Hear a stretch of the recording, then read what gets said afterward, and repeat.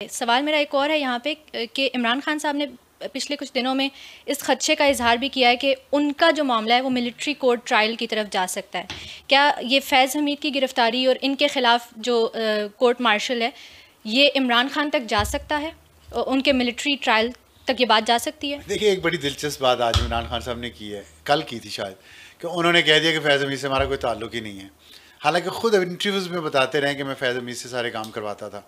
वो और उन्होंने कहा है कि मैं जब तक पब्लिक ऑफिस में था, प्राइम मिनिस्टर था, वो DGISI थे, तब तक हाँ, ताल्लुक था और उसके बाद प्रोफेशनल ताल्लुक था। तब भी प्रोफेशनल ताल्लुक ये तो नहीं है ना कि पार्लियामेंट में मेंबरान पूरे करें वोट डालने के लिए, लोगों को उठा लो, कत्ल करवा दो, हमले करवा दो। आपको एक बात मैंने कही थी कि कल मैं उस पर थोड़ा सा और बात करना चाहता हूँ कि जनरल फैज़ जो है वो प्रेसिडेंट प्यूटन बनना चाहते थे। आपको पता है इस बात का मतलब क्या है? प्यूटन भी पहले KGB का हेड था, इंटेलिजेंस हेड था। जनरल फैज़ भी इंटेलिजेंस का हेड था और उनकी ख्वाहिशात बहुत बड़ी थी। ये जो इमरान खान को और कमर बाजवा को, जिस तरह वो फैज़ को इस्तेमाल कर रहे थे, फैज़ उनको इस्तेमाल कर रहे थे। जितना पैसा जो फैज़ ने पैरेलल गैंग खड़ा किया अपना सिस्टम ISI के, वो किस लिए था? वो इसीलिए था ना कि उनकी अपनी ख्वाहिशात बहुत बुलंद थी, वो ख़ुद बहुत कुछ बनना चाहते थे। तो उस बनने के लिए वो सब कुछ तहस नहस किए जा रहे थे और ख़ान साहब का इसमें फ़ायदा था। जो मैंने आपको बताया पैरेलल सिस्टम है, देखिएगा आप किसी वक्त अली रज़ा आब्दी कराची से MQM के सियासी रहनुमा वो कत्ल हो गए थे। उनके कत्ल का खुरा जिस रिटायर्ड ऑफिसर तक जाता है वो जनरल फैज़ का ख़ास आदमी है। और कितने इस तरह के कत्ल करने के लोगों को ऑर्डर किए गए, कुछ पूरे हुए, कुछ पूरे नहीं हुए।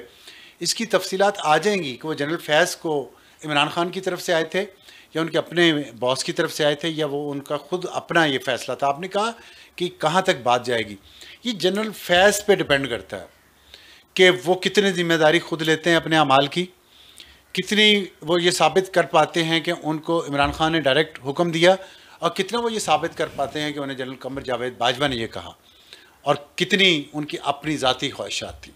तो इसका फ़ैसला आने वाले दिनों में हो जाएगा और मुझे उम्मीद है कि जितना सबूत मौजूद है, सच और झूठ इसमें सामने ज़रूर आएगा। मैं आखिरी क्वेश्चन की तरफ जाऊंगी, टाइम थोड़ा सा लिमिटेड है फिर हमारे पास। जनरल फैज़ के हवाले से एक बात है कि पॉलिटिकल मेडलिंग होती रही, जुडिशल इंटिमिडेशन का एक सिलसिला जारी रहा, मीडिया को कंट्रोल किया। मैं इसको कनेक्ट करूंगी, आज अताउल्लाह तारर ने जो प्रेस कॉन्फ्रेंस की है उसी की तरफ वापस आ जाते हैं। ये सब सिलसिला तो आज भी जारी है, यही सब तो इस गवर्नमेंट ने फिर से एक्सेप्ट किया है, इसी का हिस्सा बनी है। इसको फिर कैसे देख रहे हैं? ये सिर्फ जनरल फैज़, आप परसिस्टेंट बहुत हैं। आपने ये सवाल एक दिन पहले भी पूछा था, किसी और तरीके से पूछा था, मुझे जवाब नहीं मिला। मैं चाहूँगी आज ज़रा नहीं, मैंने जवाब दिया था, लेकिन वो शायद इतनी वजाहत के साथ ना हो, जो समझ नहीं आया। और आपके कुछ फ़ैन फॉलोइंग आपकी बहुत है, तो उन्होंने भी उस पर कहा है कि मैंने शायद सवाल का जवाब देने की कोशिश नहीं की। देखिए, एक चीज़ है प्रिंसिपल और एक चीज़ है ग्राउंड रियलिटी। प्रिंसिपल की अगर आप बात करें तो जब ये PDM ने no confidence motion Imran Khan के ख़िलाफ़ पेश की तो मैं उस वक्त मीडिया में नहीं था, ना मुझे किसी TV चैनल पे आने की इजाज़त थी, ना कोई मेरा आर्टिकल छापता था, मैं सिर्फ ट्वीट कर सकता था।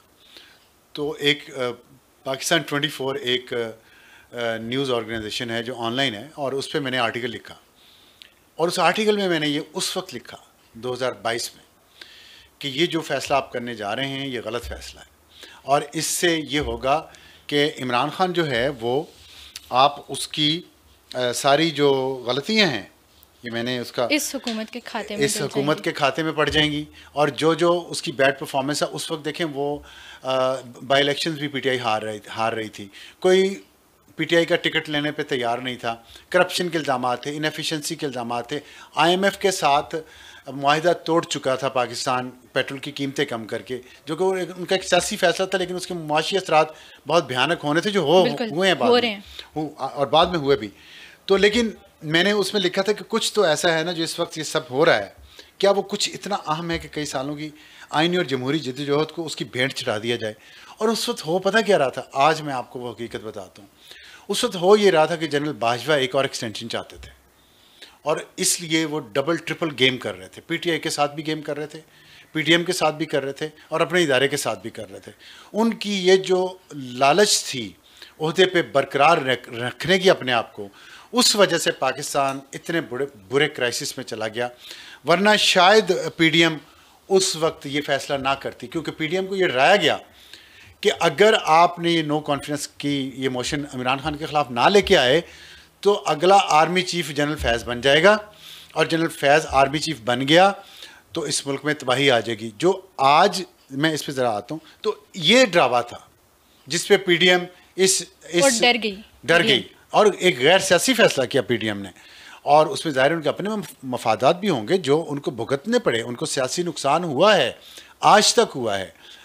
लेकिन वो कहते हैं ना कि ये मैंने आपको बताया असूल की बात है।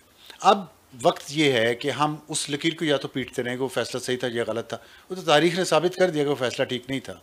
इस वक्त हम जिस सिचुएशन में हैं और आज जो कुछ जनरल फैज़ के बारे में बाहर बातें आ रही हैं, अब आप देखें अल्लाह की कुदरत, वो लोग भी कर रहे हैं जो जनरल फैज़ के दर से उठते ही नहीं थे कुछ लिए बगैर, चाहे वो लिफाफा हो चाहे वो डिब्बा हो, आज वो लोग भी बातें कर रहे हैं जनरल फैज़ के बारे में। नाम नहीं मैं लेना चाहता, वो तो वो भी आज उनके ख़िलाफ़ बातें कर रहे हैं। ज़ुबान मिली बुतों को तो बोल पड़े। तो खैर ये अल्लाह की तरफ से होता है, और मैं समझता हूँ इंसान को हमेशा ग्राउंडेड रहना चाहिए, इंसान के ख्वाब बड़े होने चाहिए। With your temple above the clouds your feet still firmly be on the ground. तो मैं इस बात पे बिलीव करता हूँ कि आज जो हकीकत है, जनरल फैज़ की जो ख्वाहिशात थी, तो अगर वो आर्मी चीफ बन जाते तो शायद हम इससे ज़्यादा बुरे क्राइसिस में होते, शायद नहीं यकीनन होते। तो ये बात तो दुरुस्त है।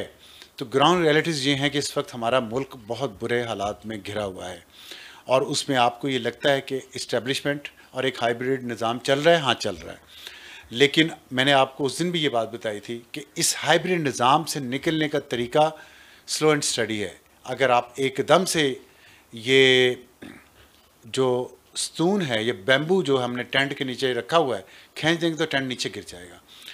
और दूसरी तरफ मैं इस्टेब्लिशमेंट से भी ये उम्मीद करता हूँ कि उन्होंने भी माजी के इन तमाम चीज़ों से सबक सीखा होगा, और वो अपने आप को इतना स्ट्रेच नहीं करेंगे हर मामले में फ्यूचर में कि जहाँ पे उनकी अपनी क्रेडिबिलिटी पे क्वेश्चन उठना शुरू हो जाएं और उनका अपना प्रोफेशनलिज्म जो है वो क्वेश्चनेबल हो जाए।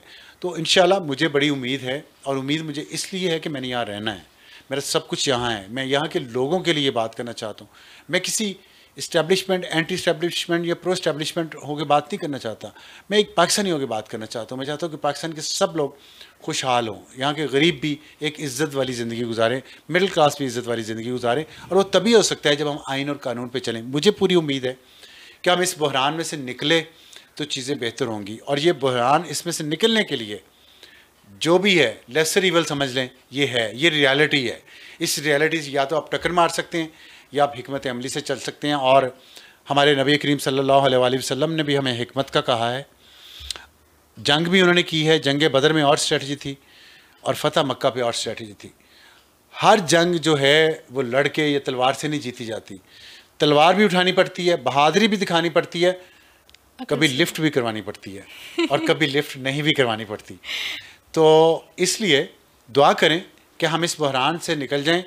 इससे निकलेंगे इंशाल्लाह तो बाकी चीज़ें भी दुरुस्त करने की पूरी कोशिश करेंगे। ठीक है, ऑन दैट नोट उम्मीद करते हैं कि ये जो एक इंक्वायरी और जो प्रोसेस ऑफ अकाउंटेबिलिटी शुरू हुआ है, इससे मिलिट्री का जो रोल है पॉलिटिक्स में वो कम ही होएगा, ज़्यादा नहीं होएगा।